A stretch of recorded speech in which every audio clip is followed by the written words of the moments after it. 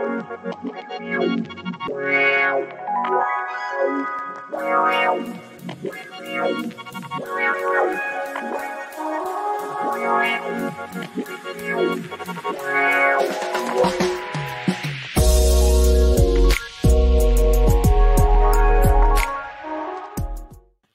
was knocking real hard, wasn't it? That bass in that was knocking. I had my little drums. Welcome to the Roundtable Podcast, guys. Yes.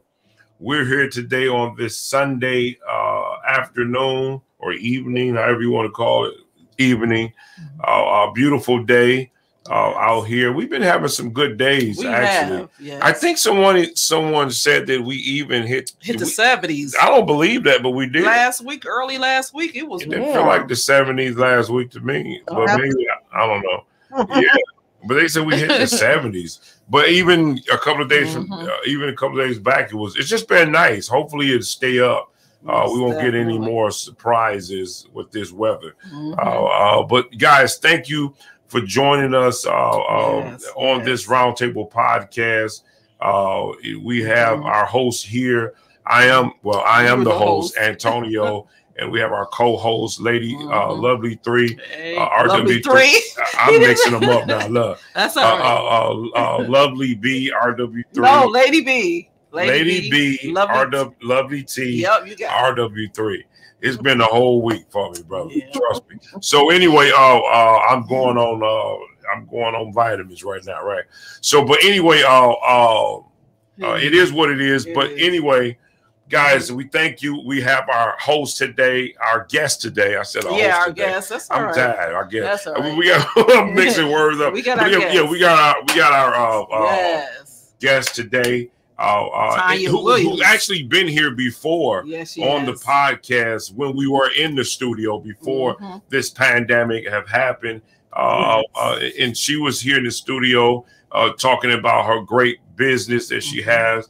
And if you guys remember that, if you still watching, that's been a while. It's been a little minute before we did that, when we did that podcast. And I didn't know if Lovely T was actually here, but she was here at that time. But guys, we have an interesting topic today. Everybody knows what's going on. Because you see them people walking by smiling because they got their stimulus check, their $1,400 stimulus check, which is that's what's up. Some of them got more money than that. Some probably be walking around with $8,000, $10,000, depending on how many kids you have. I think it's WT got that. Child, yeah. So they all doing. No, I didn't. Yeah. Wait a minute. First of all, what did you get, RW3? Tone, could you finish introducing the show? But anyway, guys, like, share, subscribe to this page, to this podcast. You can go to our YouTube, obviously on our Facebook. You can go to our IG. You can also go to our website. All three of these platforms are being shared live, even as we speak now. So, guys, definitely tune in. We definitely love it when you do like. Always know that you can leave comments. You can leave comments. Producer, you can pull the screen down if you want. Take this off the screen. Thank you. But anyway, always remember that you can leave comments. We welcome your comments.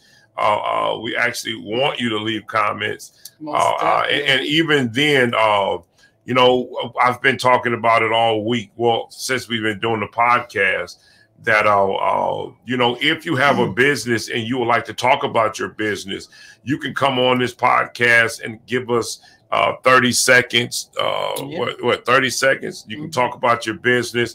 If you would like to leave, if you don't want to talk about your business, if you just want to send us something over, we will be glad to talk about your business. Give us some points.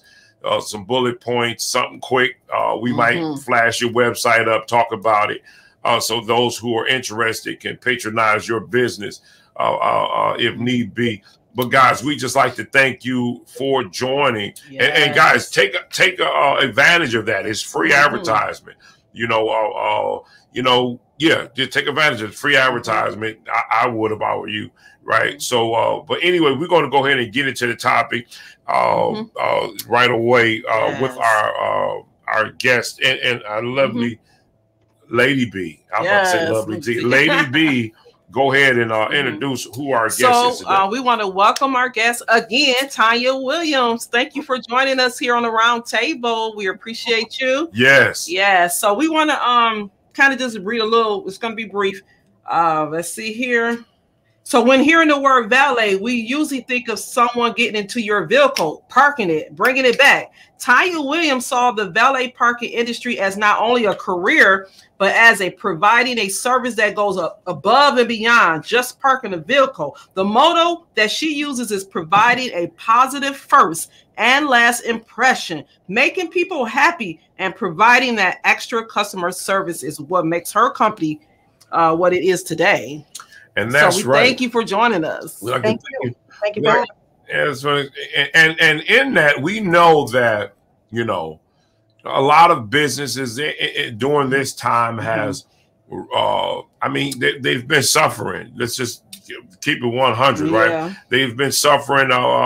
Thank God for the PPP for those who qualify, you know, it benefit their business, whether it's a corporate business or whether it's LLC, sole proprietorship. That's what I was going. Sole proprietorship. Yes. A lot they're benefiting, and I think even Joe Biden did something recently where he was trying to help the black businesses, small businesses were under like 20 employees, 20 so that they can get their PPP applications in quicker than those with bigger, larger companies. So that was a good thing. That was a real good thing to help out small businesses. And we and so maybe you benefited from that, and if so, kudos to you, because it's not easy. It's definitely not easy to get that money. In fact, I think we're still waiting as well to get our money from the PPP as well. But I mean, it's a lot of people that's just in line waiting to get the money from the who's SBA? Yes, SBA approving them and everything. And so we know, we understand the struggle. We understand businesses have suffered. Our business have suffered. We still maintain, but I mean, you know, it is what it is. Things are turning around though. They're definitely turning around for businesses. People are starting to get back out and start to feel safe to go around other people in terms of doing business with them. That's a big issue, knowing if they're going to step in this facility and being fearful if they're going to get COVID or whatever, you know, or, you know, so it is people are starting to calm down and starting to relax a little bit more and wanting to do business. You know, with people. So hopefully things turn around and I'm talking more so to business owners. Maybe things will start turning around for your business. Don't give up. It's you just gotta stay determined, and you have to turn your game up right now. You have to stay determined and turn your game up because, you know, that's what's going to take.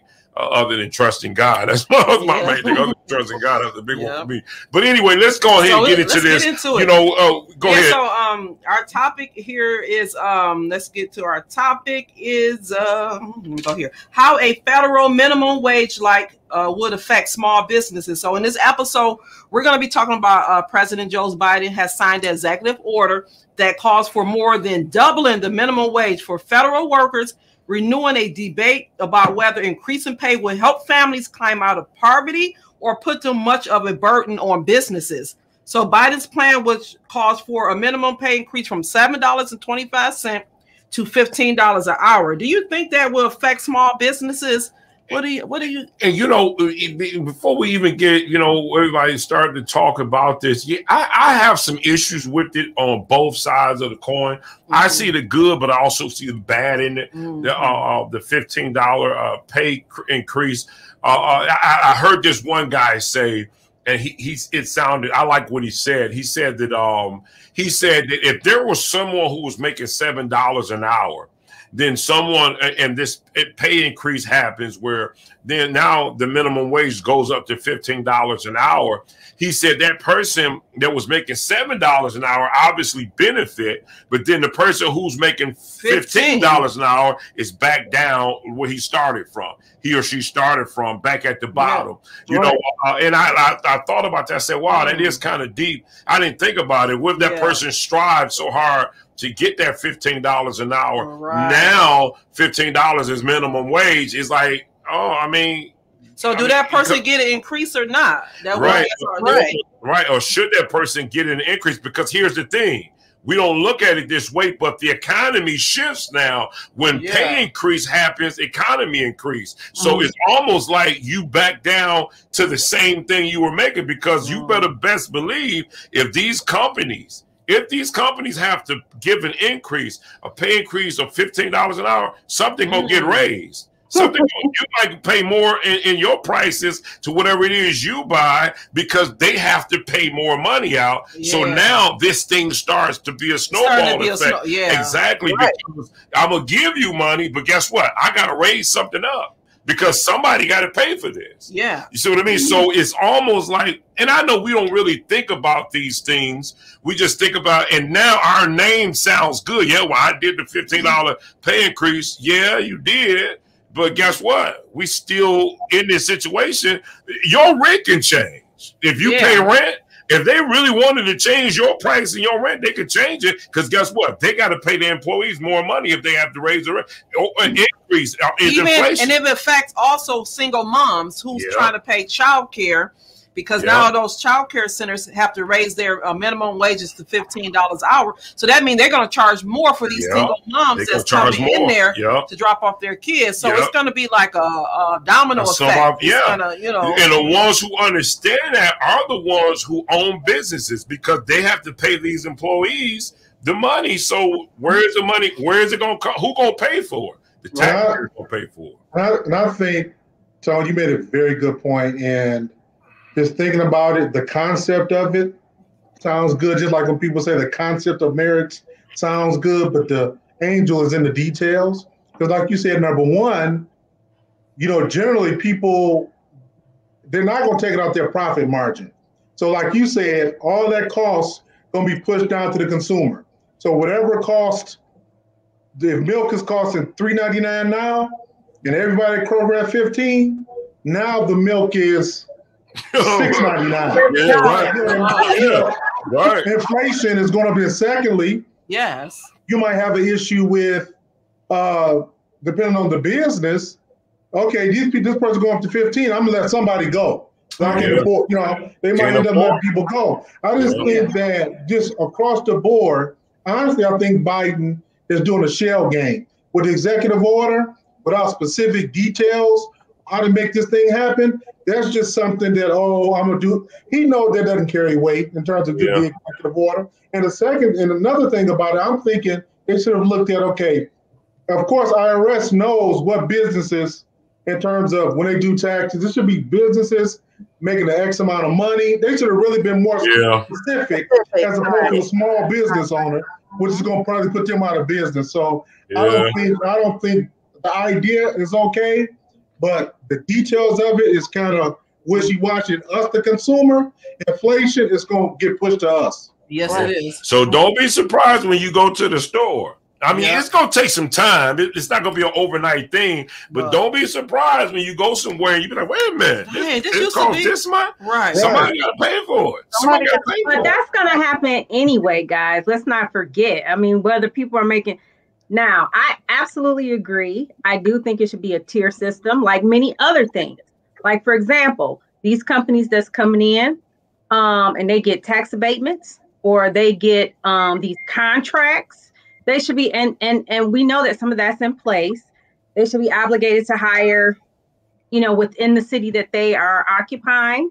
And they should be obligated to pay a minimum wage. Why? Because they're getting government subsidy. So businesses like that, they need to pay something. You know, there needs to be it needs to be a win-win situation, is what I always say. And that's one way that they can make that happen, is by promising a living wage at minimum, you know, at the minimum level, entry level worker. Do I think it should hit, the mom and pop shops that are barely surviving themselves? No. No. So there should be there should be, like I say, a tier system. But I do think that, eventually interest is going to rise as the economy gets stronger. And I think it's really about a philosophy. I think, the people that are at the top, the 1%ers, you know what I'm saying? Yeah, they're going to have to shrink their profit. Like RW3 says, is that even a thinkable thing for them? Maybe, maybe not. But when you have Democrats in office, typically their strategy is to grow the middle. It's to grow the middle. So anytime, and I've always said this, anytime resources are not infinite. Okay, so anytime you're making more for something, that means, that you're going to have to take away from somewhere else. So as we try to grow the middle, I'm sorry, rich people, you can't get as rich, as fast, as much, because we want to share some of this with the people down below. And I think that's the good part about starting with like RW3 said, the big picture of, a living wage, not just $15 an hour. No, let's commit to a living wage, whatever that may be at that time. But we got to work out the details. I know you have some in that drink, but okay. but now, what do you think, Ms. Williams? What do you okay? So, would this affect your business? Would something like this affect your business? Well, not necessarily. I would say affect my business because, with me paying my employees a certain amount of wage, and then with their tips, they're already at $15 an hour or more, with their tips, because I allow them to keep their tips.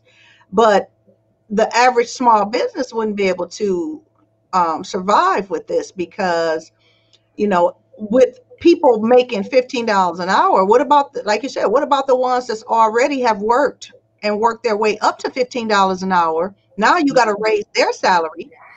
Then your product, you're going to have to charge more in order to meet, to make the ends meet. So I'm totally in agreement. It should be a tier level. The smaller businesses shouldn't have to pay $15 an hour if you can afford it. It's not. Right. Yeah, I totally agree with that.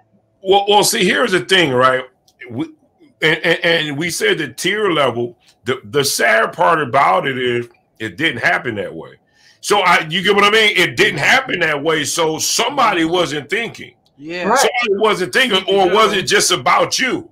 Was it about you just getting it done to look good? Or did you really care about the people to say, listen, we're going to really think this one out? Just like you said, hey, before we give reparations, we just want to look at it and study it first. Okay, well, study this. Right. Study this and make sure that this makes sense before you just jump out there and make people pay who shouldn't have to pay. You know what I mean? Did the executive order say that, or did they only commit to federal jobs, or did he say it for all?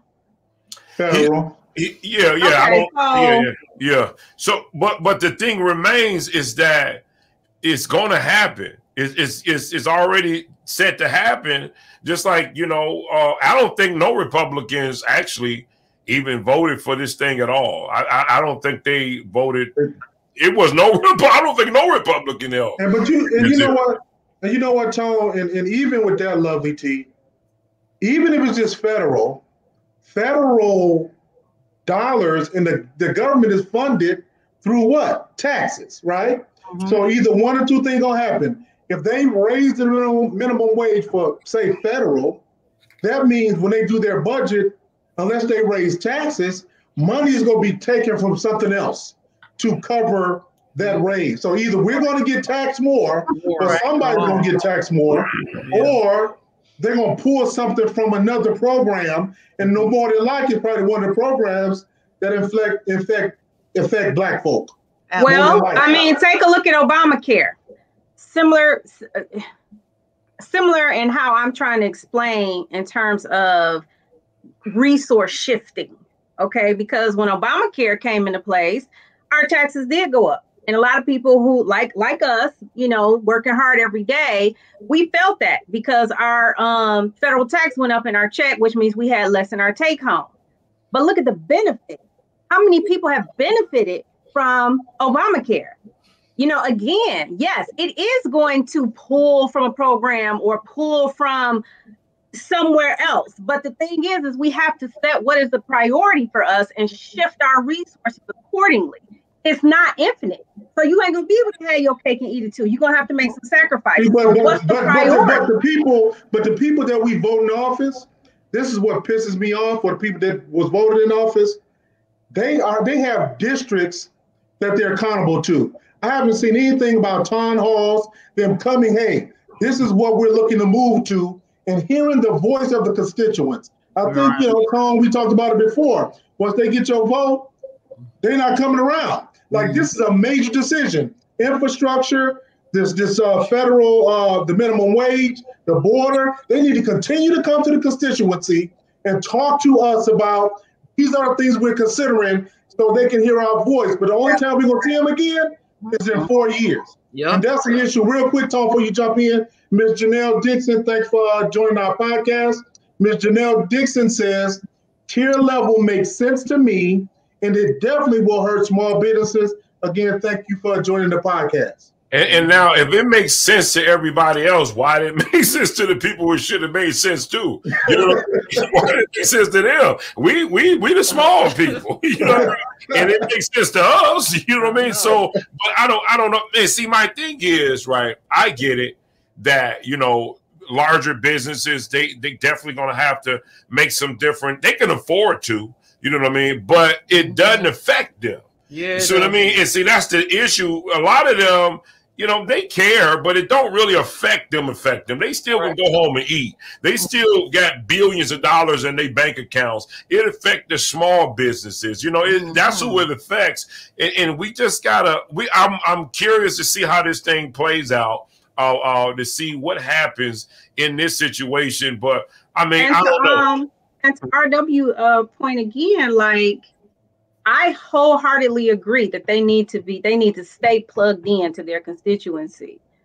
I think this is an excellent time for associations like small business associations and other champions of, you know, small business. This is the time for them to come together and organize. I mean, we are in a time of, you know, people speaking up for what they want, whether it's good or bad, whether you agree or you don't. So this is the time. And I always said, even back when we were talking about who was going to be president, it is our responsibility to hold them accountable. We can't, just like we had to push people during the campaign. It is our responsibility to keep that going. And so, like you said, now is the perfect time, you know, before it is pushed on and pushed out, for us to speak up and say, this is what it should look like. Well, I mean, I guess right now we so, I mean, how can I say it? We so busy bankrupting the country with stimulus checks. I mean, PPPs. I mean, everything. We're so busy bankrupting. Well, we're continuing to bankrupt this country. That I don't know. You know, sometimes you just don't know what the real picture is, what the real plan is, because that's what we're doing. We pretty much giving money away. I mean, that's what we're doing. We're giving money away in big quantities of monies, where we should be trying to figure out something else. You know, I get it, but like they used to say, you know, your kid's gonna be the one paying this debt back. You know what I mean? If you were to look at this, it's gonna be your kids and my kids paying back this debt, and it's a lot of debt. You know what I mean? If we were to think that way, you know what I mean? We were to think that way, and I think that we need to understand what's really going on. What's really going on? Is there going to be another stimulus check? I mean, who knows? You know what I mean? Are we going to be getting some more money? Do you know how much? What was that? $1 billion? What was it? $1 trillion? What was the COVID relief bill? Was it $1 trillion something? Yeah, $1 trillion. That's a lot of money to pay back. But here's the thing: how many Americans actually benefited? No, or did this money just go? I wish we had the relief bill to actually look through it to see how did Americans actually benefit and not other countries, because a lot of people benefited from this and not just Americans, and they got a whole heap of money, just different countries. They say that they allocate some of this money just for other countries. It just we didn't even without saying, you know, all the other money from the last one not even spent. Yeah. They didn't even spend. It's still. I think the last thing I read was at least $1 billion. It's a lot of money from the first one that's not even spent. Yeah. You know, it's ridiculous. Who gonna pay this debt back? Right. I mean, who gonna pay this debt? Well, how much is your granddaughter's or grandson's ability to have access and have positive social determinants of health, where they actually add years on to their life because of a cleaner planet, because of renewable, energy, because of, living in a society where even if you are a McDonald's worker, you can still afford to go grocery shopping and feed your own family. Like, what kind of world do you want for your kids? Because that's a cost too.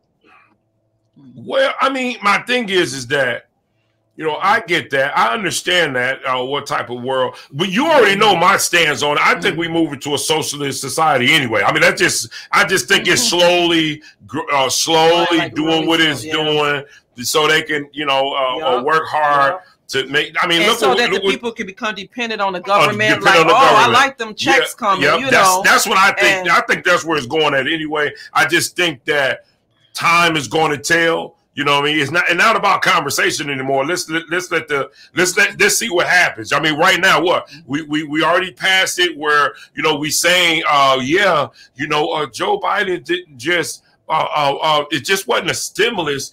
This was a something to bring people out of poverty in terms of the taxes where, now, did you hear about that? Where they would, in terms of, each child getting like $3,000 per child, $3,500 if you under a certain age, and they're going to start giving you can qualify for. Well, no, you can ask for the money monthly, or you can get it yearly. Where now this is more money, where people are going to be getting checks every month.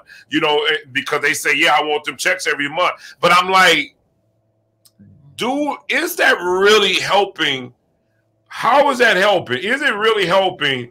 I mean, I can go down in there a whole lot of other ways. I just don't want to. I'm trying to pick my battles. I'm trying to pick my battles. But my thing is that I just know, I don't know if that's enough. I don't know if that's what we need. I don't know if that's what we need to push all this money out. And I think it has a lot to do with the mindset of a person too, because sometimes we can sit on money and just let it come in, and we can have a welfare mindset and just let the money come to us, and we just sit there and we don't do anything to really help better ourselves, because we just waiting on the government. Now, I'm not saying that. I'm definitely making sure I'm not saying that in a disrespectful way, because everybody, some people really need the money, right? But then you got some people who say, "Oh wow, I'm getting this check," and they continue doing what they doing in this society, not making a difference, but being a problem. You know what I mean? And they just getting a check coming to them now, so they can. Somebody did mention online that. Once you get some stock with your stimulus money, and then this one girl was like, well, that's so insensitive for you to say that. I don't know anything about stocks. What about educating me first before you just say, oh, I'm just gonna go spend all my money up. I ain't gonna put it nowhere. So it was a lot of people talking about let's educate these people. Maybe they don't know about stocks, and help them. So but first you gotta also have the mindset they want to be helped. You know what I mean? Just say this time, wait a minute, you know what? What am I going to do with this $10,000 check that I receive with these 9? Let me see, 1, 2, 3. Johnny, come here. 4, 5, 6. Billy, where you at? with these 9 kids. Now, are you going to take that money and just say, hey, guys, we going to the show, or we going here? Or are you going to say, you know what? I need to take this money and I need to figure out how to make some money so I can take care of all of these 9 kids and not just say, Johnny, Billy, you going to get the Jordans, Susie's, you going to get the, and I'm not stereotyping. But Tom, this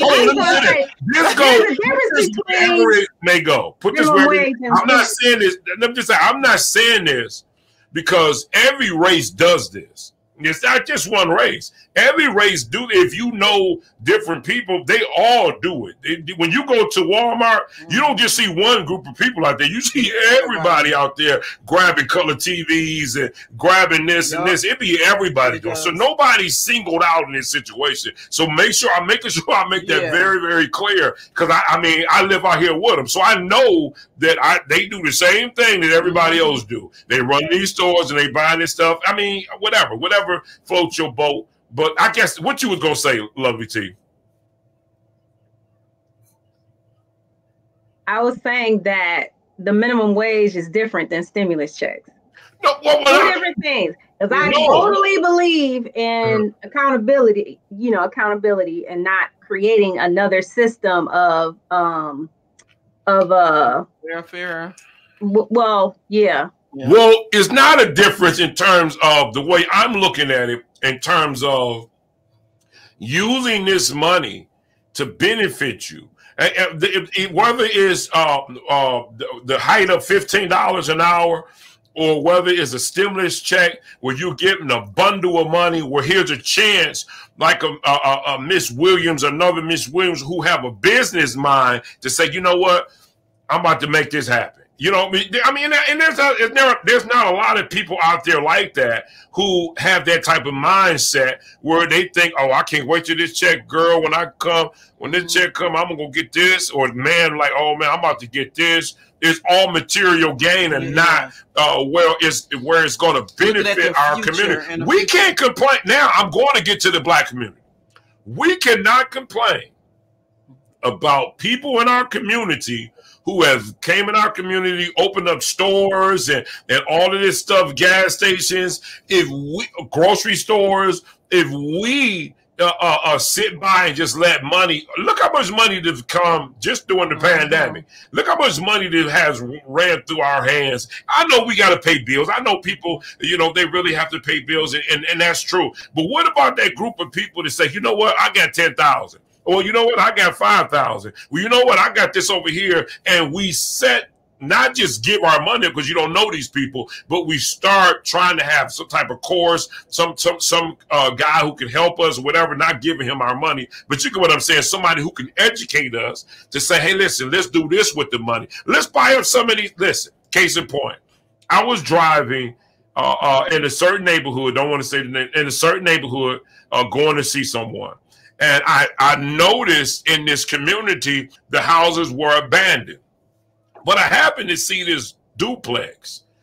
And guess who I seen fixing the duplex up? And the Black guys were helping, but it was the white people that was over it. They had a massive, like they were about to put this thing together. Yeah. You get what I mean? So why we can't take some of the money and start buying up some of these homes? And I do get it. I get it. Don't think I don't get it. You know what I mean? I'm not just running my mouth and don't understand that it's just more than just going out and buying a $1,000 house and you still need the money to fix the house up. I understand that. But just having the mindset to want to do it in your own community. And I know it's not just that simple. I get it. Yeah. I get it. I know it's just not that simple. But what do you think should have happened? Should we have had the $15 hike, or what do you think we should have done? Ms. Williams, maybe you want to help us. What do you think that should have done with this $15? Should have been this? Should have gone this way?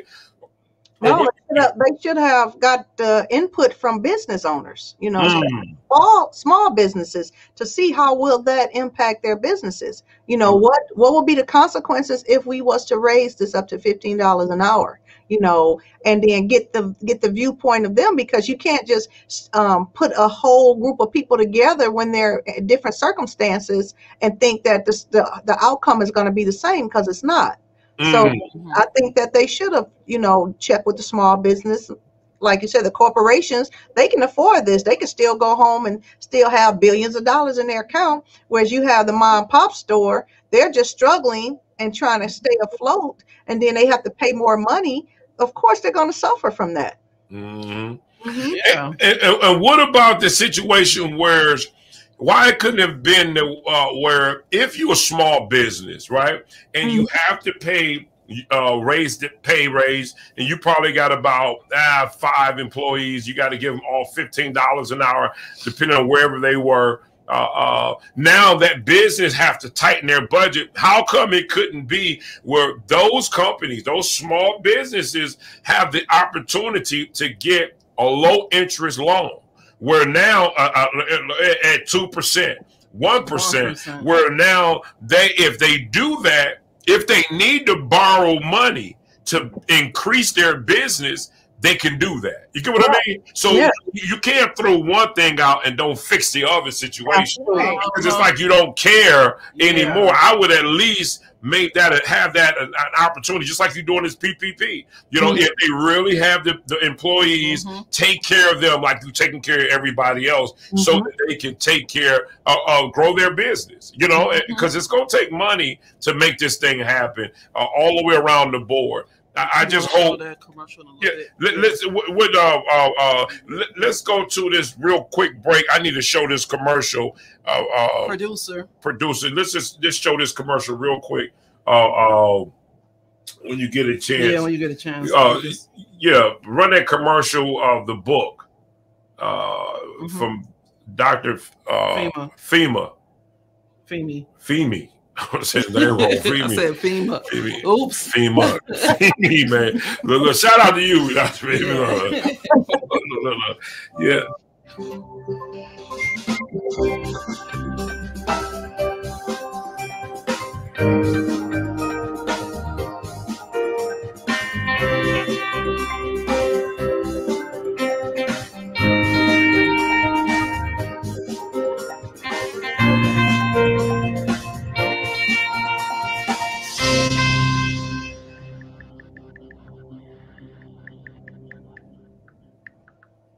And what was the name of that book again? It went so fast. Relationship business. Yeah, and guys, if you're interested in learning how to work on your relationships, go back and look at that video again. Dr. Femi has a book out that deals with Revelations, and that book will help you in your relationships, and we definitely are supporting this black man and his business to help grow, or not really just grow his business, but he's trying to help you work on your relationship so that your relationship can be successful. We all go through whatever we go through, and we all need training. We all need learnings. I mean, it never stops. And his book is a way where you could probably pick up some tools and learn how to better your relationship. So go to that website. I guess Amazon.com. We'll have to pop it back. We'll pop that. You can go to Amazon and pull up that book again. We'll run it through it again, the ad through again, so that you guys can see it. If you're interested in building your love life, your relationships,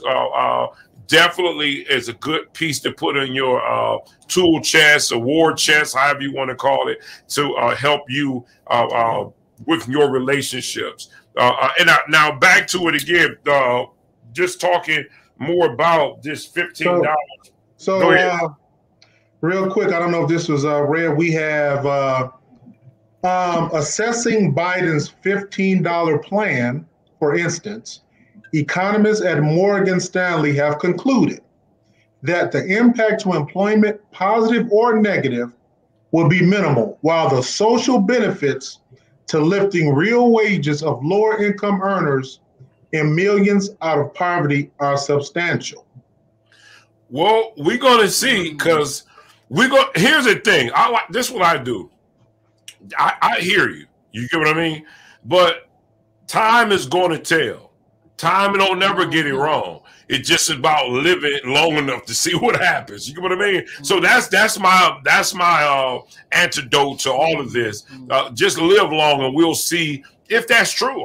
Listen, no one's saying that we don't want it to be the truth, because it obviously a lot of people, $15 an hour don't really bring you out of poverty. You know what I mean? It's not life-changing. You know what I mean? Especially if you have the mindset to accumulate more bills, that $15 can look like $7, you know, if you don't know how to manage the $15 an hour. So that really is not substantial in terms of changing life and moving this earth. In terms of your finances, you know what I mean? Is it a step up? Of course it is. If it's a step up from $7 an hour, of course it is. Can it change lives? Well, that depends. It totally depends of you and your mismanagement of money, or you know what I mean. So that remains to be seen, and I guess we'll see over time. But guess what? Kudos to everyone who's benefited from this. I'm not saying kudos to you if you benefited from it. If you work in a job like a McDonald's, and guess what, McDonald's can afford to pay it. If you benefited from, if you work and making $15 an hour at McDonald's from whatever the pay rate is, I don't know what they get, what they were getting paid. Kudos to you, because you do work hard for the money, you know, and you do deserve. If it was me, you get more than $15 an hour. But I understand, guys. I do understand, but I'm always looking. I'm what you might call a critical thinker. I don't just look at one thing. Maybe that's why I'm a business owner. I don't just look. I look at every aspect of what could happen, from the do's to the don't. I just don't look at one thing and say there's $15 an hour. Well, how is it going to affect, or how is it going to help? That's how I always think. You know, so you got to look at it around. So a professor, whatever. You know what I mean? Whatever. You know what I mean? That doesn't mean anything to me because a professor says it's going to benefit. Well, let's see. Let's see how it benefits. And then I guess we got this on record where we can actually go back and see, was this professor right or was this professor wrong? Then we can bring him on the show and talk to him about either his success or his failures in what he said. You know what I mean? But I hope that he's right. I hope that he's right. I really want him to be right. So, but guys, that's where we are in this area. It's still more things to come. You know, people are still making moves out here to try to make money now. You know, they got to do creative things now, innovative things now to make money. A lot of them, and that's a good question. Business. I was going to ask Miss Williams, like, how has she been doing? How has your business been? How have you been able to survive? And what is it that you look forward to now that it appears, right, that we could be headed to a new norm? Well, my business caught me completely off guard. I had just bought a brand new Escalade to add to my valet service as a transportation service, and that was back in February. And then COVID hit, and all of my events was just canceled. I mean, I lost so much money when COVID hit my business because, like I said, I was getting ready to do the PGA Golf, which was 7 days straight. I do Art Beats and Eats. The DIA had a lot of events. I had just linked up with the Charles H. Wright, and it was just so much I had planned that was going on, and it all came crashing down.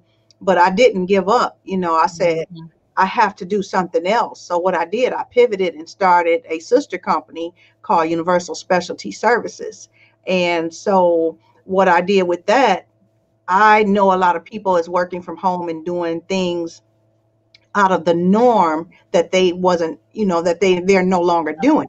So I decided, I said, well, let me step in and do the things that you can't do or you don't want to do. So that's what I started doing. I continued with the transportation services. I would still drive people where they needed to go. But then I pivoted to caring for dementia patients. I would take them to the doctor. I did their cooking for them. I did their shopping for them. So things that people couldn't do for their parents, I stepped in, I did it for them.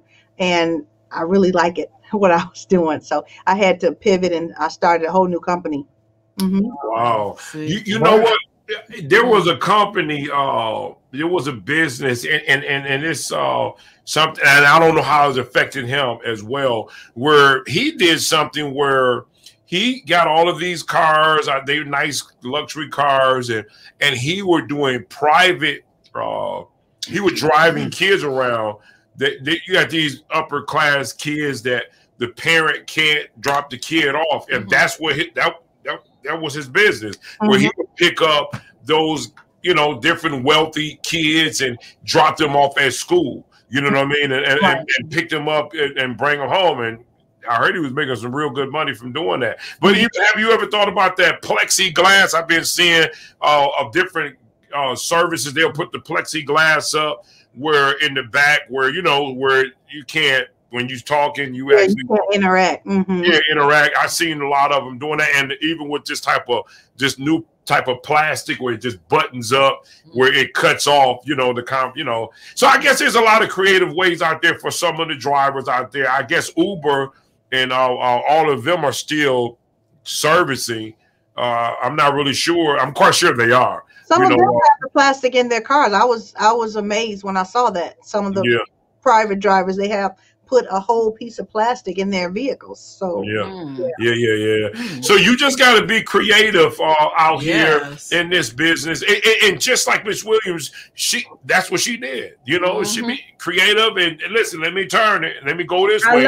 I love how you say I had to pivot. I like that. You know, that's what we have to do. I mean, yeah, that's what I had to do. Because I'm like, you know, my business like completely shut down. It wasn't like I went to temporary, I went to part-time or anything like that. All of my events was canceled completely. I had so many weddings lined up and all of that. So everybody canceled. I'm like, so now what do? I can't sit back and wait on a check. You know, that's not how I was raised. I was always raised to work. So I had to sit down and think, what are you good at? I'm good at servicing people. I'm good at helping people. So let me use that to work into another business, because a lot of people trust me. A lot of people trust me with their parents, you know, and stuff like that. So I have the patience as well. So when I take their parents to the doctor and stuff, I didn't just drop them off. I go in there with them. I sit with them. I see what the doctor says.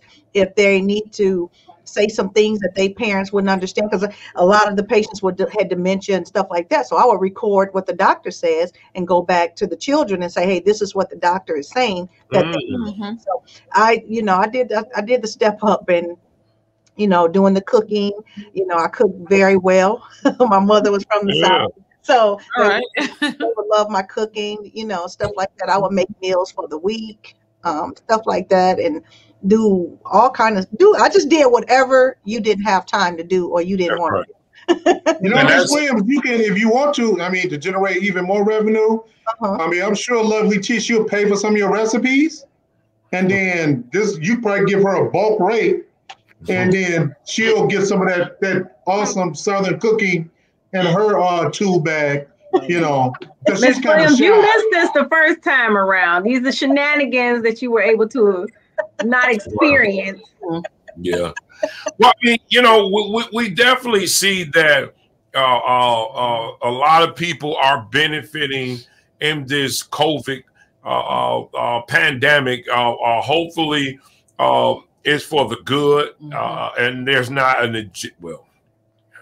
I can't say that. I'm just, that's the way I think. I think everything is an agenda. Let me just get it out of there, right? There's an agenda, you know what I mean? So there's a purpose behind all of this. So that's just me. I got to keep it 100. That's how I feel. I don't think that people are just giving you money for just to give you money, or they're just doing things just to do it. I think there's an agenda behind everything. We just got to be careful and pay attention to what's going on out here. Now we have the Johnson & Johnson's. I'll just say this, jab. I'll use the word jab. We have the Johnson & Johnson jab. There's a one-hitter quitter. So now you can just go in there and get it done with. Get jabbed one time, and you don't have to worry about getting jabbed 2 times.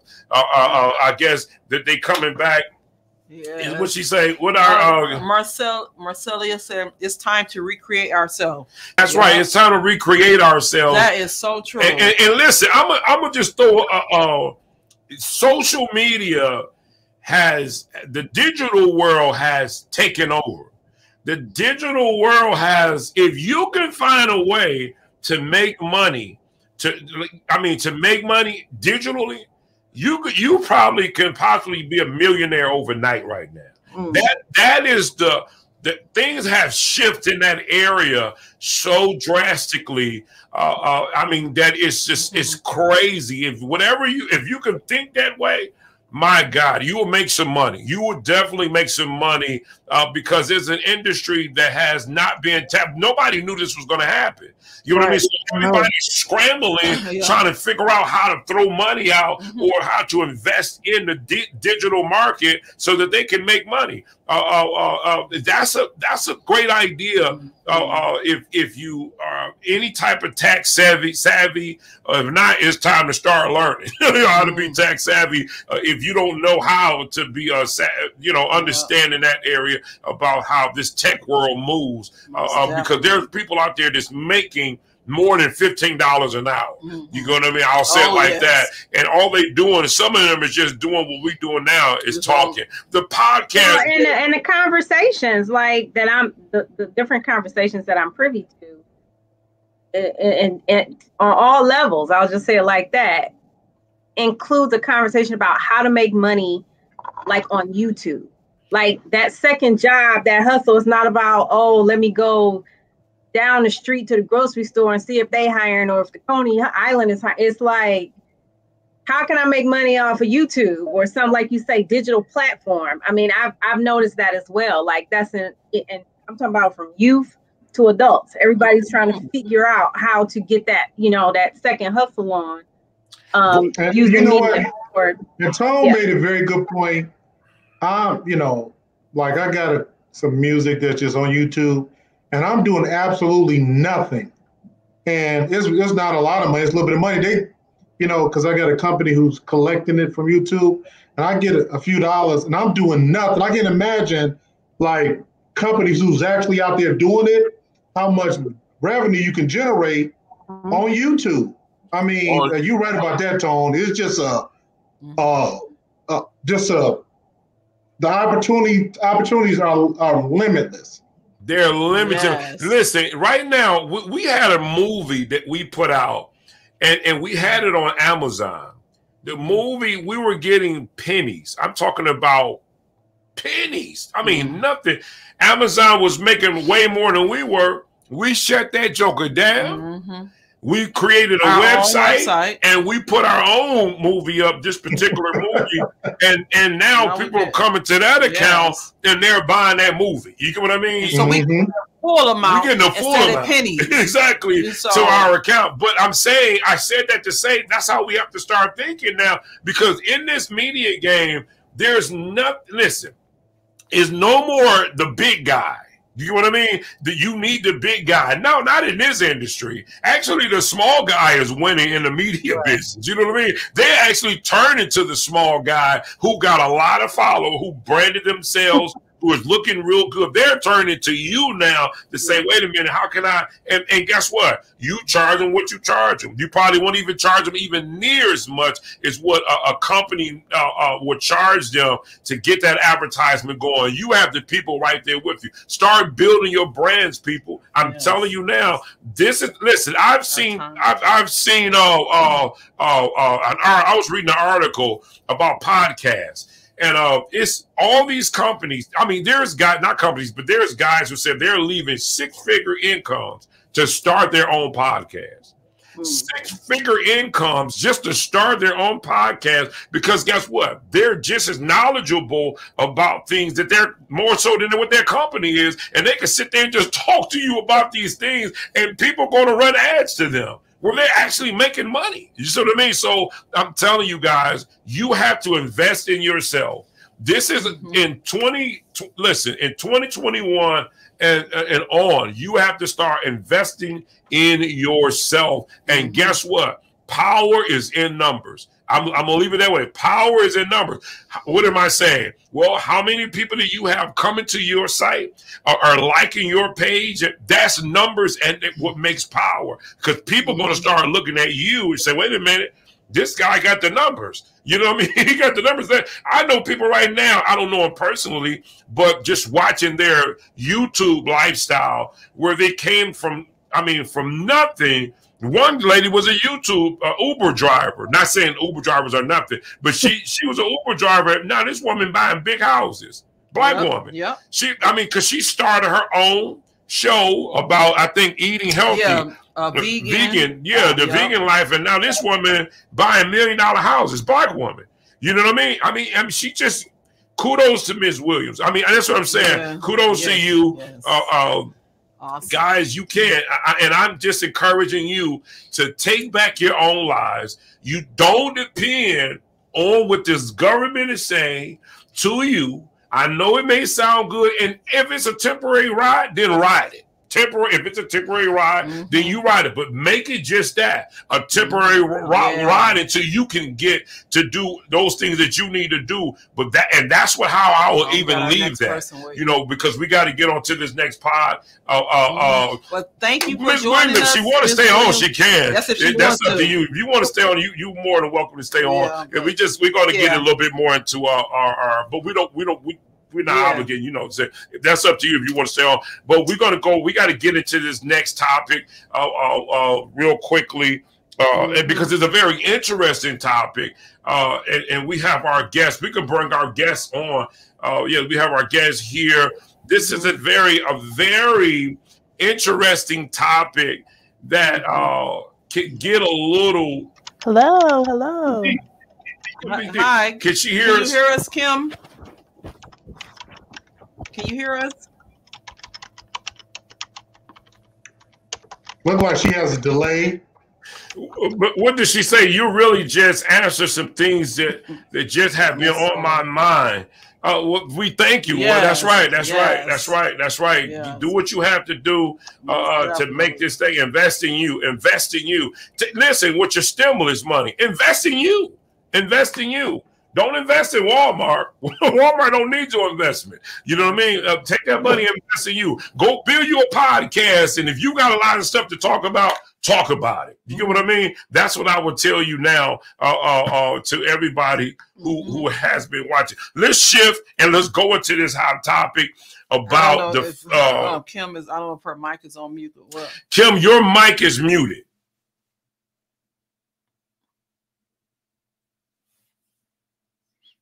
Can you just you might have to just click it, click your you might just have to click. Okay, good. There you go. Can you hear us? Yes, I can hear you. Hi. Hi, Kim. Hi, how you doing? How are you? That's right. We have a special guest on today. Yes. Hey, go ahead. We can jump in. Hi. Well, we want to welcome you, Kim, Bishop Johnson, for joining us here on the round table. Thank you for joining us. Yeah, thank you for joining us. You want to go ahead and get into it? Well, thanks for having me. Thanks for the invite. Awesome. Well, Kim, I'm just going to read a quick bio, just a little glimpse of it. Kim Bishop Johnson is a Michigan-based licensed professional counselor with over 15 years of experience working as a psychotherapist, 10 years of experience as a support coordinator, a case manager. So thank you. Welcome. We would like to thank you for coming to our show. Thank you. Yes. So we're going to be kind of jumping right on in. So our title today is Social Media Has Made My Teenage Girl Insecure. So we're going to talk about, it says in this episode, we'll be discussing my theory is insecurity, not narcissism.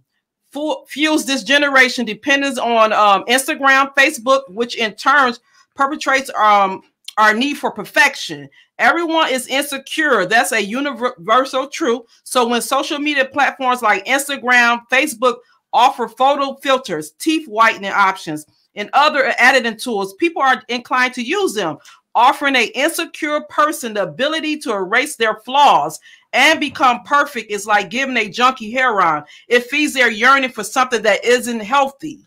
So we want to kind of dive into this with our teen girls today, just all around. That's I'm going to play the video. Our producer. She just stepped out for 1 minute. Okay. But before we get into that, guys, listen. See, okay, so we're in this. We're caught up in this system, right? Mm-hmm. And it happens to be called social media, right? Where we have YouTube, we have Facebook, we have Instagram, we have Vimeo, and we have what's the business one? LinkedIn. We got LinkedIn, and there's so many more that I can't even give you all the names of all of these social media sites that's out here. Yeah. And here's the thing, right? It started off fun. You had, remember MySpace? Yes. If everybody remember MySpace, where everybody was putting their pictures up on MySpace, and now they start bringing individuals into their lifestyle. And guess what? To some people, they believe that, you know, if they have a lot of followers, then they become popular. You know, because you really like what you see, and maybe that means you like me and accepted me as a person because all these people are just following me. They falling in love with everything that I'm doing, and guess what? You know, some people have made profit off that. I'm not mad at you. But then you have these people they've been trying. I mean, guys, they've been getting out there. Some people have been getting different hairstyles. They just been changing their whole bodies. You know what I mean? From eyes to their butt, whatever it may be, just so that they can get on social media and be popular. And then guess what? Some people are not so successful. Even though they went through all of those different changes and stress things or doing crazy things just so people can follow them, they're not successful. Right. So now what they do is they set this thing up in their mind to think that I'm nobody. I'm not good enough. I'm not good enough because guess what? I'm not accepted in this society. In this society, I'm not accepted in this society. So does that mean that I'm not good enough? I'm young, you know. I think I got it going on. Is it my content that I'm saying? Maybe I need to change up. And then when people don't go on there and say something bad, oh my God, you just shut this person down. They're trying, and you go in there, I'll get this, or you know what they do? They just say they could be some terrible people on social media that will bring you down real quick. And that becomes a problem now. Because we begin to judge that, but we look at this and say, wait a minute, maybe I am a bad person, or I'm not the right person because social media says that I'm not. And so that begins to play on the mental. Real quick, let me just read the statistics. Another 2019 study of more than 12,000 13 to 16-year-olds in England found that using social media more than 3 times a day predicted poor mental health and well-being in teens. Wow. So let's talk to our doctor. Let's talk to our doctor about this situation. What do we think? Have we become consumed in this social media world where it's just taken over? And now we allow social media to actually pretty much dictate our lives. Yeah, for our teens. I think it's even bigger than our teens, you know what I mean? But we're talking about teens in general. What do you think about that, Miss Johnson?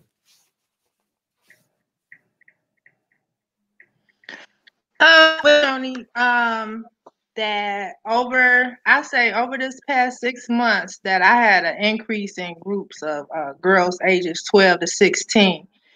And as I get to know the girls, I find that they care a lot what other people think about, right? Another generation is the fact that this is our future generation. A lot of them have a lot of hang-up insecurities. I think about me at that age, in adolescence, that's a fragile, confusing age anyway. And to have the internet and social media add to that, social anxiety has, depression has increased, suicide among teens have increased. And I personally do feel it's back to social media and everybody trying to, I don't know, catch up with the Joneses, as they used to say back in the day. I don't know why I'm getting as many likes as the next person. I want to know why I'm not getting as many follows as the next person.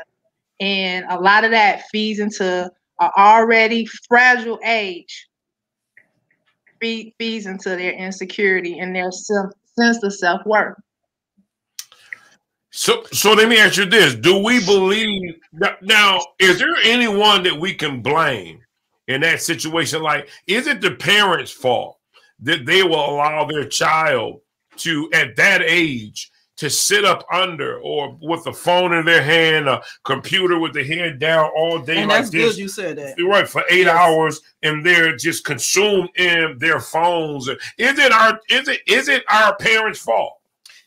Well, it's a good you said that, because many experts have described a rise in sleeplessness, loneliness, worry, and dependence among teenagers, a rise that coincides with the release of the first iPhone 10 years ago. It said one study found that 48% of teens who spend 5 hours per day on an electronic device have at least one suicide risk factor, compared to 33%.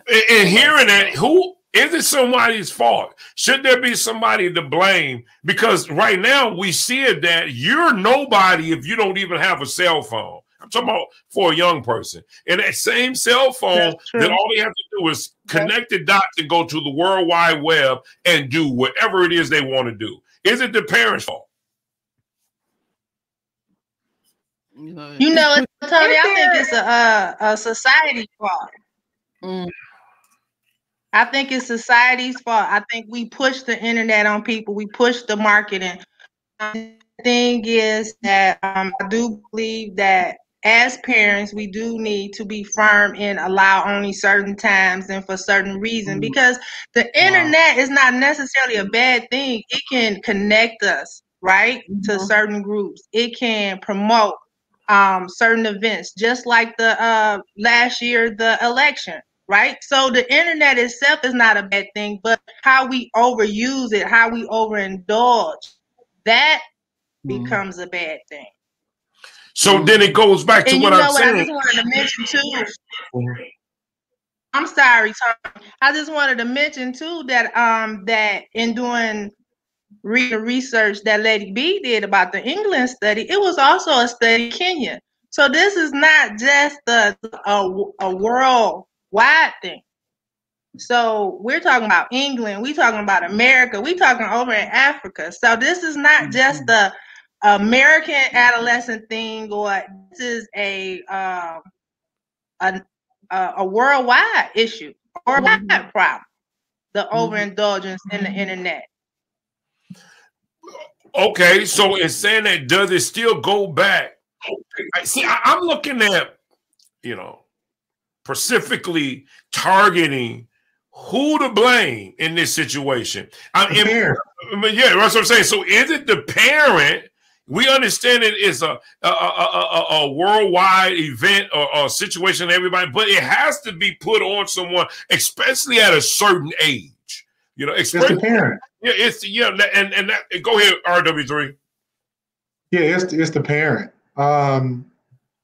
Because let me even, I want to pull just for a moment social media out for 1 second. Of course, we know with their teenage age group, more dependency and acceptance they're searching for from their peers, and their bodies and sexuality and peer acceptance, and all those things prior to the internet were factors when children were in school and dressing, having certain shoes, and all these things the children were dealing with prior to the internet. Now, with social media, this is why I put it on the parents, because we know with that age group developmentally, these are challenges for them.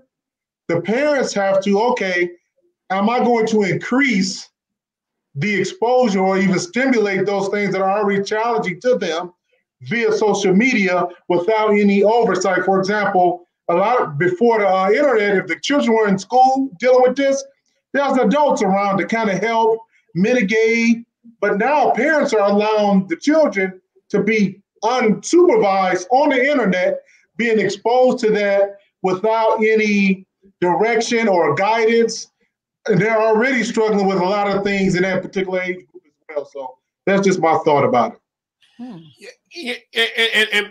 And I'll go back to Ms. Johnson, but before I say that, even to add to that, I remember this was several years ago where me and my wife used to help out at the church and youth ministry. And we would see the kids some of the kids wasn't even paying attention to the lesson because they had their phones in there. And that's all they were doing. They was doing this in the back. And our job was we had to go around and make sure they paying attention, say, put up your phone, you got to, pay attention. And because they were on their phones. I mean, and it was a time where when the phones first came out, when schools wasn't allowing kids, they couldn't bring their cell phones in classroom. They actually had to put their cell phones, I think, in the lockers or whatever, but they couldn't bring their cell phones in the class. Now I think they can, but it was a big deal. And now it's terrible now. It's just we use this. This is like our glasses. This is like our wallet. You know what I mean? We need this. It's almost like an addiction. You know what I mean? Where we have to have this phone. So my thing is it our fault? Because we bought that phone. You know what I mean? We the ones who bought their laptop and put it in their bedroom and say that they could go in there and watch it and they got the door closed. I mean, whose fault is it? And I hear with RW3, what do you think about this, Lovely T and Miss John? Lovely T, what do you think about this? Well, I do. I like points on both commenters. Miss Johnson and RW3 both talked about it being a societal problem and a parental problem. Yeah. And I think it's a little bit of both that could be, that could share the blame, because as a parent, there should be definitely, absolutely some accountability placed on the parent. Absolutely. But they're under pressure too, to succumb to societal norms. And I mean, that's just the way of the world worldwide. Everybody's on the internet. It's the way that you listen to music. It's the way that you watch TV. My son, who's 13, I woke up in the morning and I looked at cartoons. My son is not even about cartoons. It's about what's on YouTube, watching kids play the video game. Yeah. Which is totally absurd to me. But that's their world. So I mean, some of it is just, having your child be a part of whatever, but also, creating a dynamic between your children where you have open communication and you can build and be a bigger influence on their self-concept development than, what's being, taught it on social media. So, and I did hear research too about, the brain is not even made to get that many images or comments, whereas we all went through, and growing up in our development, bullies and people making fun of us, but that circle was a lot smaller, than it is when you are, on a network of, social media platforms.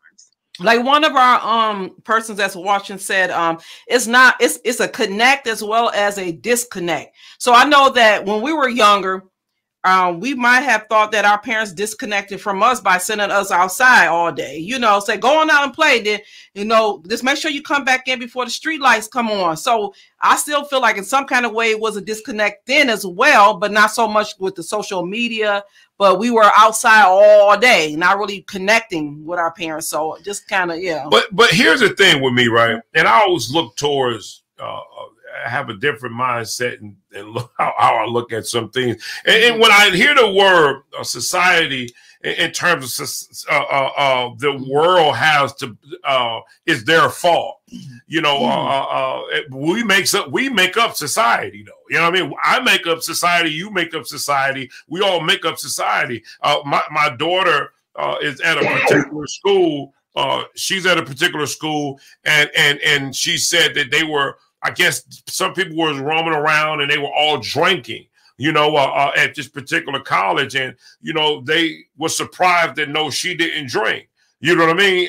And even though it's the popular thing to do, she didn't participate. So what am I saying? We know that people are going to do whatever it is they do, but that doesn't mean that should change you as an individual. So I don't know if we look at society as part of the problem, where we're supposed to be raised into society on how to do those things that we do, whether they're morally right or non-morally right. We're raised a particular way. So I guess my mindset is that even though society, which we make up society, tell us that social media is the way out, because one thing we got to always understand: you live in a capitalist society. This world, this Western community is based on capitalism, making money. So if that's the way of the world, then that's what they do, and they push it real hard because we live in a capitalist society. But do that mean that I go out and buy the cell phone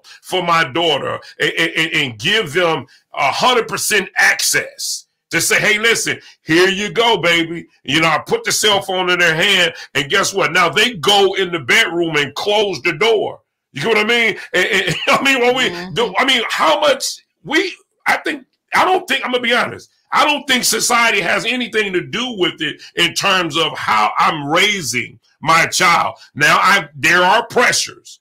There are pressures. It's like pressure in anything, pressure in sex, pressure in drinking, pressure in, it's life. You know what I mean? But does that mean because society plays an impact to say, hey, look, this is what we're doing over here, that means that you should do it? I'm asking the question. Ms. Johnson, maybe you want to ask. You know what? Oh, go ahead, Ms. Johnson. Oh, well, I was going to say that do we necessarily have to assign blame? I know that it's an issue. We know that. We know it's a disconnect with the parents. We know it's a disconnect with the society. So moving forward, what is the suggestive steps? We know we are raising a bunch of kids that are insecure. They feel unworthy. They isolate self. It's so many other things. So what do we do moving forward as a society and as parents? So as parents, yes, we need to put limits on there. But me and you both know they sneak and do things over to their friend's house. We don't know what type of parent situation going on at their friend's house, or even at their cousin's house, other family members' house. The thing is, what do we do now moving forward? Because like I said before, that these kids that are full of these insecurities and low self-esteem are going to be our leaders of tomorrow. So what do we do to feed back into them and to get them back grounded? And so I think not only to limit the use of the internet and social media, but I think we need to start teaching them how their value and how to stand up for how to use social media in a positive way.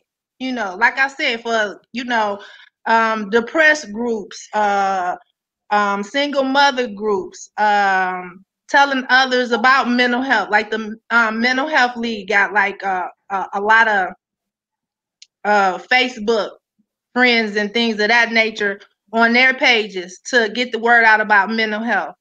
So where it be beneficial, let's talk about that moving forward. Yes, parents need to put safeguards in place, but what else can be done moving forward? Well, RW2, I think you were going to say something. Well, one piece, like with my daughter, for example, I think, and I do believe even within that age demographic, in terms of self-worth and self-esteem, do I believe it's every child has extreme, not suggesting no one on the panel is saying this, extreme issues with self-worth and self-esteem, because I don't think every child suffers extremely in that particular area with the need, extreme need of affirmation from their peers. But with that being said, as a parent, and I guess even if we substitute the word blame and use the word accountable, who should be accountable for, like you said, tone, in terms of setting the tone and the foundation with our children? For example, I even reflect on myself with my daughter, with the iPhone. I purchased it. I have it set for my phone hours when she's on or off. I set the limits in terms of what can be accessed, and everything she does, it has to be approved. So I'll get she wants to download this or she wants that. And then I'll call her. I said, well, we have a discussion about it. But thirdly, I realized the importance of us just having a conversation. So I have hours where I pick her up, and then, okay, from this time to this time, no phone. We're going to sit at the table, talk, have dinner together. Because I have talked to her and saw that addictive behavior. I got to look at my phone. I have to, and I do the same thing. I put my phone down. She puts her phone down. If we're going to watch something on TV, we're going to lay and watch a movie together. And we're not going to look at our phones and be connected in that way and really be strategic and purposeful, when it comes to that, because she needs to hear, I still, at the best of my ability, I want to have as much influence in her life, she's her own person, as I possibly can while I can in her life. So I do believe it starts with us and the influence that we have and what we purposefully do with respect to our interaction with our children. Just the last thing, and also because my daughter's mom came to me and said, well, my uncle said that, my daughter, I want your daughter to talk to me more because sometimes she visits. And I said, well, I teased her. I said, well, if he talked to her about something that's interesting, she'll talk. When I started talking to her about her girlfriends and their conflict, she'll talk to me about 40 minutes. Well, this person, she said this, daddy. And then I told them they shouldn't argue like that. And, and I'm sitting there, I said, oh, I opened a can of worms. And I'm listening about them being on the phone and this person not getting along with this person. And, but I appreciate her opening up and saying about the whole triangulation or the issues with her friends. So we have to engage them at their level on the things that's important to them. Even if, like, my daughter likes Roblox, I downloaded it on my phone. So I said, well, you and daddy gonna play Roblox today together, to try to just be participatory, when I can. So. Yeah. Now, I don't know if Lovely T have anything to add to that. But if not, Ms. Johnson, what are some? Johnson had a question. She had. I was about to say, answer. What before you answer? Go ahead and say what you're gonna say. Oh, you know what? I wanted to know, as we are talking about this, what do you think is a appropriate or even a good age for a child to get a phone? Because now I'm thinking, an iPhone. I didn't get an iPhone until I was in my 40s. What? And so now we giving the adolescents iPhone. So when do you think is a good age to get kids an iPhone or a cell phone? Well, go ahead. Well, the time, it is hard for me to pinpoint age, but this is how I determine. My daughter, because I have her a week on, week off, week on, I have joint legal and physical custody. So my daughter, and also my location, like I wanted to be able to contact her directly at any point, like, for example, she's after school programs. When it's not my week, I can reach out to her directly if her mom is at work. She does ballet, she does dance, or her mom, she might be over a cousin's house. Like one time she called me, she said, Daddy, my auntie left and I'm just here with this person. And it was like 11:30 at night. So she was able to contact me. So at the age, whatever the age is when my daughter or your child is involved in things, you need to talk to your child directly. I think it's the time where I think necessitates the phone. And I love the iPhone. There's just so many features that help me manage a lot of things when it comes to what she's doing. So for me, and it's at this time because she's involved, like she's in little photo shoots and she's trying to model. So it's a lot of things when she's not with me and with her mother that I want to be able to contact her directly and not go through her mom. I call her directly and we have conversations. She calls me when she get ready to go to bed or when she gets up in the morning. So I think it was just critical based on her being a preteen and moving that direction. It was a good time for her to have direct access to me as well as myself to her. And see, go ahead, Lovey T. Yeah, I was going to say, like, I do think there is no age. I think you really do have to look at each case individually, look and consider things like, you know, like what is the situation? Is like, you know, is the child in a lot of different things and you need to be in contact? Are they a latchkey kid? Are they, you know, is there a reason? And then I do think too, because there's a difference between the phone and social media.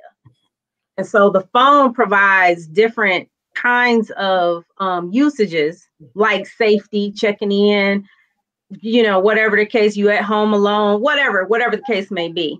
Whereas social media is a specific thing that you access through the phone that's causing all the damage. And so I think the important thing is that whenever you choose to, you know, give your child a phone, you as the parent have to be ready to step into that level of engagement, monitoring, communication, you know, and then when you allow them on social media, which I think is another tier of that, you got to be ready to go to that level of monitoring, tracking, communication. I just, you know, real quick, my son, like he's a gamer. So he's on the computer a lot and I do feel guilty at times, I do, but that's his love, that's his passion, is the whole gaming thing. But he's not video chatting and talking on the thing, and we're not there yet, you know. So again, I think it's a case by case situation.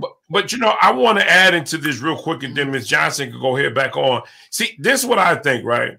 I don't think that these aren't phones. We call them phones. These are computers. These are computers that make phone calls. That's what this is. The connection is. This is a computer that makes phone calls that costs a whole lot of money. So my thing is this, right? I don't really base it on an age as well, but this is what I do base it on. I base it on level of responsibility. If I've given you a phone, and I've done that in my own family with some of my kids, and I won't share who they are, but some aren't mature enough to have a phone, where some were. You know what I mean? Where I say I have somebody in my family now don't have a phone, and that's because I say you can't have a phone. You're not ready for a phone. You know what I mean? So, and it's based on your decision making that you did when you had the phone. So I guess it depends on what you've already done. I'm the type of person that I'll put it in your hand and I'll see what responsibility, how you take responsibility. And if you mess up, I'm pulling back until I feel that you're ready, or that you're ready to take this thing on, because I know this right here can ruin your life. This can pretty much ruin your life if you allow it. So my thing is, I don't look at it as a phone. It's a computer that make phone calls. You know what I mean? Because see, here's the thing. You can't have a phone these days without connected to the internet. You know what I mean? They both run hand in hand. Now what? If I'm in a position where, you know, I need this person to have a phone, guess what? I'm gonna go get one of those minute phones that only got a couple of minutes on there, and only time you can use that phone is when I need to call you and you need to call me, because you've done that to yourself with a phone. So my thing is I think it's just about setting the boundaries and being serious about what it is you're going to do, because right now it's some of this stuff is destroying lives. It's taking them out because we look at it as, I got these responsibilities. No, you can work around those. My thing is that World Wide Web. That's my whole issue. That World Wide Web. It's not the phone. It's the World Wide Web. You know what I mean? But you can't have one without the other. So go ahead, Ms. Johnson. What are some things that you think that we can do dealing in the field that you're in, you said that it's been a growth, a move up of different young people coming into your office, and you're counseling these individuals just by what you've learned. Or what are some things that we can do as parents to help minimize what's going on with our kids and to some of these people who have straight up addictions to the internet? Right. Well, it's time to get back to the basics. It's time to get back outside and connect to nature. It's time to be more mindful, more present. What's going on right now? A lot of times we use the internet, social media as distractions, as ways to get away from maybe some things in life that we don't like or we wish we had. A lot of times we use the internet as a distraction to get away. So it's time to shut it down, cut it off, get away. It's time to do some meditation. It's time to go on a walk. It's time to do some fishing. It's time to get back to nature. It's time to get some sidewalk chalk, some jump ropes, some I don't know about you guys. We used to play hide go seek all day long. We used to play curveball. It's time to get those kids back outside. It's time to put the controllers down for the games. It's time to put them phones down, and it's time to get them back to the basics. That's right. And I agree with you 100%. And I think that we also should, maybe this is something that's really good to do. What do you call those things? Simulators or simulations or whatever, where maybe it could be something put out where, I don't know. I mean, something that can be put out that actually talk about how you don't need to be defined by social media. Don't allow social media to define you. However, you'll put that up where it's videos is being played, where these young people can see this to say, wow, yeah, you're right. Because sometimes we have to be, I don't know if RW3 know this terminology, but I've seen it in movies where they call it debriefing, where they'll go on a mission and they need to come in and be debriefed from what just happened. You know what I mean? So I think that we need to be debriefed debrief from the situation that happened with this internet world. Maybe there's some simulation. I don't know if I'm using the right word in terms of something that can be put out where these kids can see this thing. Because I'm gonna tell you what, if you really want to make some money, I'm gonna throw this out there. There might be people already doing it. Maybe you doing it now, where you have kids now that are addicted to the internet. They're literally addicted to the internet, and they need to be dealt with, and they need to be rebriefed or however debriefed or whatever you want to call to this psychological world. That to some degree reprogramming them. They're showing them how to. I like that, reprogram. Yeah, and that's what they're doing to these young people. And guess what? They have young minds. Why wouldn't it be that way? Why not? Why not reprogram them to think a new way, to think in a way that society wants you to think, where it's not about right now. And I can ramble, and I'm gonna give it back. Right now, you have individuals, you have young people who don't even know how to talk to people because they're too busy texting you now. They don't know how to even communicate. You ever seen them comedies where, baby, where your phone at? Where we sit next to each other. It'd be a comedy though, but if I want to talk to this person, I just text them. This is where they at now, and I'm sitting right next to you. But this is where they at now. Hey, how you doing? Say something, Tom. I'm doing good. RW3 do that all the time. Yeah, but we sit next to each other. But that's the society that we live in now, where it's becoming a problem. Where I don't know, guys. What do we need to? Okay, we said we need to. Yeah. We need to get them back out there to the world. I want RW3 and I want Lovely T to respond to this as well. What do you think? We heard what the doctor said. The doctor is right. You know, we need to get out there. We need to reconnect back to nature, a life, a normal life, right? As normal as we can get it. But what are some things that you think we should do, Lovely T? I mean, I can only echo that. There's so many benefits to the physiology and just energy, you know what I mean, that you get when you're when you share the same physical space, or you're, you know, just more aware, you know, and conscious of what's going on around you. And it also forces you to kind of, as you know, Ms. Johnson said, deal with some of those uncomfortable things. I think I've been seeing things like they got a toy out now.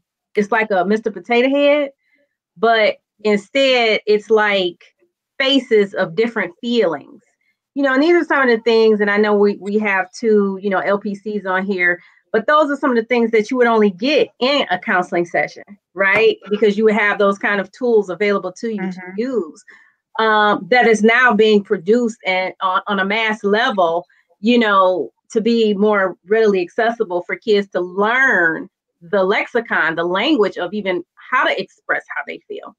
So I think, you know, beyond just parental control, creating things and putting those uncomfortable things in more mainstream conversations to even be talked about and normed, so you don't feel so like isolated and different because you might be feeling what you believe is the only person in the world feeling that way.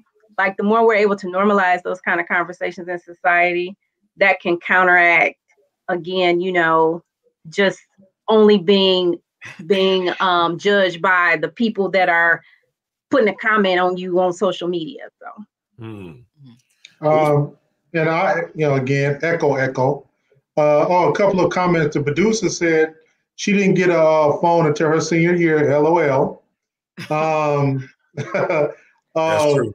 And Marcella Healing Hands Board said reconnect. She also said reprogram. And I agree with the reconnectedness and staying connected or reconnect. Because, for example, my 10-year-old daughter, you know, she texted me and put on Friday WSSP. Basically, what's up? And I put question marks. Oops, hey, daddy. Like, what's up? What? Are you who are you talking to? That was a text that she got. But then also, you know, my oldest daughter, she just called me iPhone with my grandson. My grandson was like, hey, you know, and we were talking. I said, what day you coming over this week to spend the night? You and my grandson. You know, because we've been doing the iTour after a while, you know, because he's asking to see me, but also use the technology, but get out and be connected. I said, I need you to come to the house so I can be with you and him, so we can talk and I can hug him and I can hug you and we can be together, you know, and she can cook me something to eat. I'm just joking. No, and that's a good. Yeah. But I want to ask you an important question, Mrs. Johnson. This is what I was thinking of while you guys were talking. What are some signs, you know, that we need to look at as parents? Because, you know, everybody know their child, but what are some signs that, you know, this is becoming an issue? What are the behavior signs that we need to look for? And this is to those people out here who may be watching the show and they think that their kid is fine, or say, well, I didn't know that. I just let them sit there and stay on the computer for 8 hours, and, you know, or on their phone for 8 hours. As long as they in a safe place, I know that they're fine. What are some signs to know that you're going down the wrong road? Well, first of all, one of them is the self-isolation. How often are they alone, off to themselves, not connecting with other human beings, other human contact? Another one is, and this is when they get really, is the irritability when you take it away from them. Some people actually get physical now when you take their phone, because it is such a like a drug, right? And then you take it away from me and you tell me just an hour. Well, what am I going to do for that hour? You know, I don't know how to use my hand and and I don't know the last time people read books or got rid of all that nervous energy, you know. So look about the isolation, the mood, you know, how are they having their moods up, down? What about their friendships? Are they making friends? Right? Are they getting out the house, making friends? Another thing is that sneaking. You know, kids can be very manipulative. Are they telling you the truth? You know, I know adults that misuse the phone and go on different sites they don't have any business going on. So you know that kids are going to have that same temptation plus some, right? Because some of that is curiosity on their end too. That's so right. We need to just be, like you said, more verbal, ask more questions, talk to your kids. And then another thing I like to do, game nights, family game nights. When the game night is on, put the phone away, more family interaction, family conversation, and we getting to know each other all over again, right? Another thing I think is helpful that I do with a lot of my my teen groups is art and craft. Do something with your hands. Express yourself. Get it out. How am I going to express myself? Is it through music? Is it through drawing? Is it through painting? Something like that. So it's various things to take notice of. Self, overusage, depression, and then it's different things that we want to encourage them to do. Put time restraints on it. Encourage them to get outside, to get their body moving. Encourage them to express themselves through some type of arts and craft. And Mrs. Johnson made a very good point. I want to build upon that real quickly. You know, I have to be participatory in it, because I think Lady B earlier said, even, when I came up, hey, just go outside, come back before the street lights are on. So making sure I'm part of that connectedness. Like, I know a dad, before the pandemic, I'll call him, I say, hey, bring your daughter, we'll meet at Zap Zone. Me, him, and his daughter, or we'll meet at the movie. He, I, my daughter, his daughter. And even now, my daughter, put the phone down, we'll just do Uno. We got a little tournament going right now, and she and I would do Uno together and talk about it. So also the parents being participatory, or during the pandemic, we used to walk around our complex. And she had, her hoverboard, and she'd ride her hoverboard. We'd be walking around talking. She would leave her phone, and we would just walk around together around the complex. So, the parents making sure they're part of that connectedness, and also by example, leading by example. We need to put our phone down too sometimes. Yeah. Yeah. And did you want to say something? Oh, no. What I wanted to add to that is, because see, here's the thing.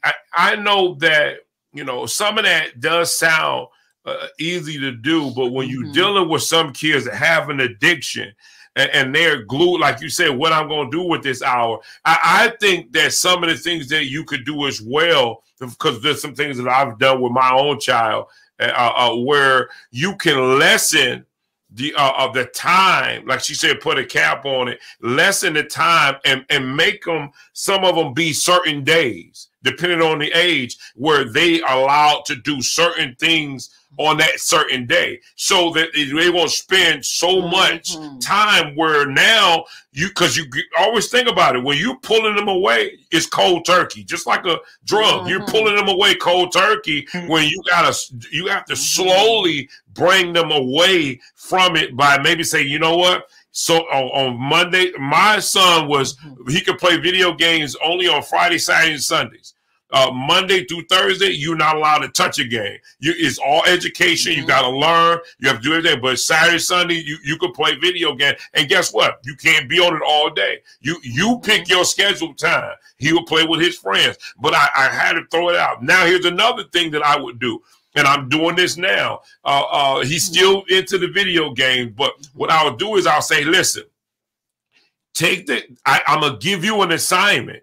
You still can use the computer, but I want to show you that the computer is just not for playing video games. It's just not for doing things that you know that just gonna kill your time and is something you're not thinking. So guess what? I give him an assignment that has to do with the computer. He have to do. I think his latest assignment. He like video games. Well, guess what? Our website for our kids program need 10 video games. We bought the video games. He got to design them. You get what I mean? And we'll pay them for doing it, but it's still something that you can still use. And I'm talking to people out there who can afford to do this or just become creative with the tool that they have. And so that they can see that it's just not for what you think it is, actually learn from it.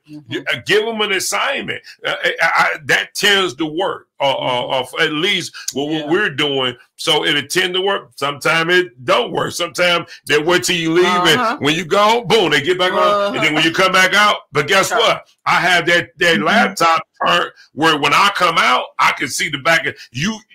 He can't be in the corner with the laptop. He got to be the laptop have to stay out in the open. There's no closed doors in my house. You know what I mean? You got to put the laptop down. You have to be open, and I have to be able to physically see when I'm walking past what you're doing, because guess what? You still young. You still young. I'm not saying that you're a bad person, but things do happen. These websites be having some pop-ups. You know what I mean? They be having some pop-ups. You know what I mean? You know, so and that's what I do. I'm not a psychiatrist. I'm not any of that. But I'm just a parent that cares about what I know my child should see from what they shouldn't see. So those are some things that work for our home, and maybe it might work for your home in terms of not just really taking them away, but making it an assignment. Give them an assignment with what it is that they're doing. Guys, I think that that's a pretty good pod we wanna, for today. Let Ms. Johnson also tell us about what she do and her services. Okay, well, I have a private practice in Southfield, 18977 West 10 Mile. My passion is women of melanin and their family. I work with individuals with depression, anxiety, divorce recovery, and grief. And like I said before, because of the pandemic, I had a high increase in working with adolescent girls. And so we had to develop some groups on the weekend. So we started doing mindfulness groups in which we teach them how to do that meditation, how we teach them how to take that time out and express themselves in either in painting or in journaling, or in sometimes we model and coach different scenarios for the girls. And you know, it's time. It's time for us to be example for the children. It's time. Can Lovely T contact you about her depression with divorce? Can she call you Lovely T? Oh my God! Oh wow! You know he's playing around on that one, right? Shenanigans. Every show. Trying to say every show. That's the the root of the problem. That's the root of the problem. RW is the root of the problem. Lovely T, you think I might give him some free counseling, Mr. RW? Yeah. All right. Woo! He a counselor himself. Counselor. Counselors. Yeah, but if you ever need our assistance, maybe we could work together and help you.